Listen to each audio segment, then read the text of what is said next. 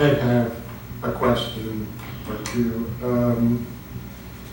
The general fund balance at the end of the year, you're projecting that it's going to be like 49% lower than the end of this year, which puts it into a category of 10% of the operating budget. Am I correct on that? So yes. Isn't that a little bit low in terms of what the recommended safe harbor is supposed to be? I mean, we got a report from our finance committee suggesting that that number should be more like 30%, and some agencies are suggesting at least 16%, but it depends upon the township. What do you think of that situation? I always agree with the better safe than sorry approach. I don't think it necessarily has to be upwards of 30%, but I don't think it should be down at 10%. My opinion is it's not just the number. That's certainly part of it. It's also the trend. So, and listen, I've said this every year.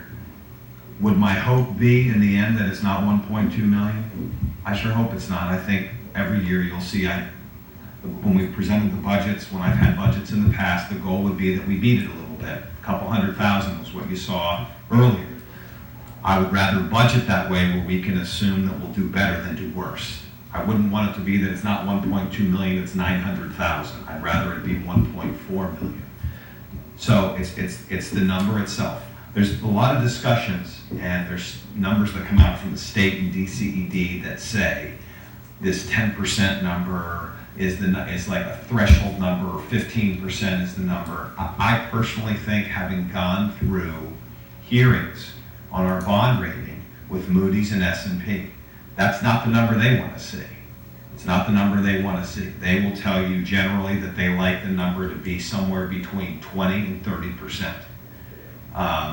And listen, and I'm going to go back to the same point I've made with our budget and the tax structure that we have.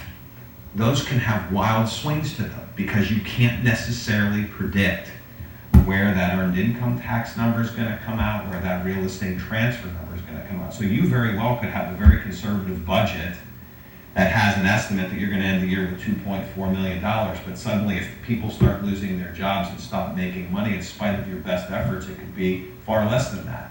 If you have businesses or neighboring towns that act a non-resident EIT that take away your bottom line, or like what happened when Lockheed Martin closed, it's difficult to have a number that you can sit and say, we've done everything and this is going to be that number. But I would say in the end, it's not just the 1.2 or the 1.3, and I listened to what Jack Brode and I have spoken a lot about that. It's the trend. So in the end, if you're going to have a capital budget that you need to have to provide services, and Mike has kept that budget number where you've seen it, 600,000 or so, which is a standard number. You need 3 police cars a year, you need dump trucks, and there's other big pieces of equipment in public works coming. You're going to need a street sweeper soon, you're going to need a 10-wheel dump truck, and I think we've effectively softened those costs by using short-term financing so you can start to replace pieces at a time. But the expenses, and Mike had talked, I'll say this, thank God you have him in regards to MS4 things, because the number we've budgeted in previous years for MS4 is $125,000 to $150,000. Micah has managed to, I don't know, it's a terrible way to say, to finagle a way to sit and try to get DEP on board with 30,000, which is certainly better than 150. But it's going to be that trend. You can't sit and go from 2.4 to 1.2 and then think what's going to happen in 2020. It's going to be much, much worse. A couple of efforts. I know we talked a lot about the earned income tax and volatility of that. And I made some inquiries about the real estate transfer tax. That depends on the sale of existing houses plus other kinds of sales of property, such as new developments and so on. Is that correct? Yeah, when a new development gets approved, the transfer tax for the sale of the development property itself, you get that money, and then once you subdivide those lots and sell them off, the additional money would come in. been told that, Newtown is approaching its limit of where new development could occur.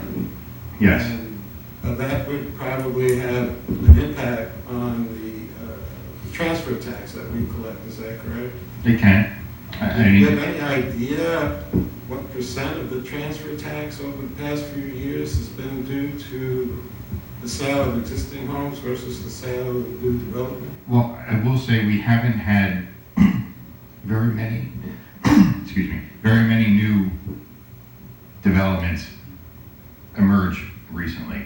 I mean, the newest one I think that we have is Walden Square, and that's 100% built out. So, I mean, it could be because there isn't very many new, but I think more of the trend is that people are kind of staying put right now until the interest rates begin to subside, or otherwise people get used to what the new norm is, and then move forward from there.